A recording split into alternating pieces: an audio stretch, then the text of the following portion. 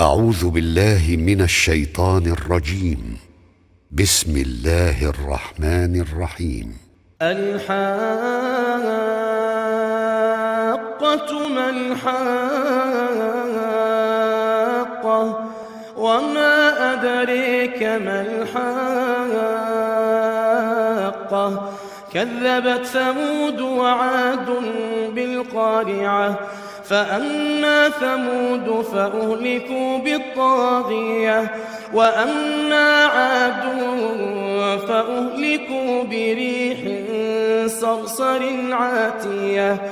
سخرها عليهم 7 ليال و8 أيام حسوما فترى القوم فيها صرعا كأنهم أعجاز نخل خاوية فهل ترى لهم من باقية وجاء فرعون ومن قبله والمؤتفكات بالخاطئة فعصوا رسول ربهم فأخذهم أخذة رابية إنا لما طغى الماء حملناكم في الجارية لنجعلها لكم تذكرة وتعيها أذن واعية فإذا نفخ في الصور نفخة واحدة وحملت الأرض والجبال فدكتا دكة واحدة فيومئذ وقعت الواقعة وانشقت السماء فهي يومئذ واهية والملك على أرجائها ويحمل عرش ربك فوقهم يومئذ 8 يومئذ تعرضون لا تخفى منكم خافية فأما من أوتي كتابه بيمينه فيقول هاؤم اقرءوا كتابيه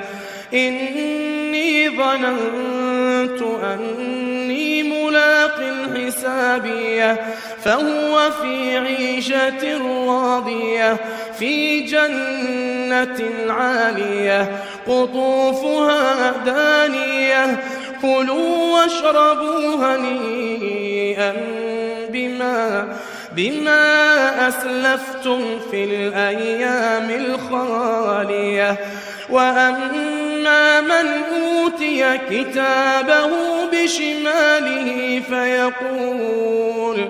فيقول يا ليتني لم أوت كتابيه ولم أدر ما حسابيه يا ليتها كانت القاضية ما أغنى عني ماليه هلك عني سلطانيه خذوه فغلوه ثم الجحيم صلوه ثم في سلسلة ذرعها 70 ذراعا فاسلكوه إنه كان لا يؤمن بالله العظيم ولا يحض على طعام المسكين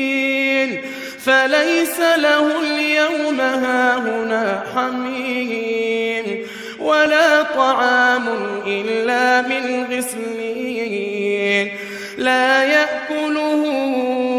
إلا الخاطئون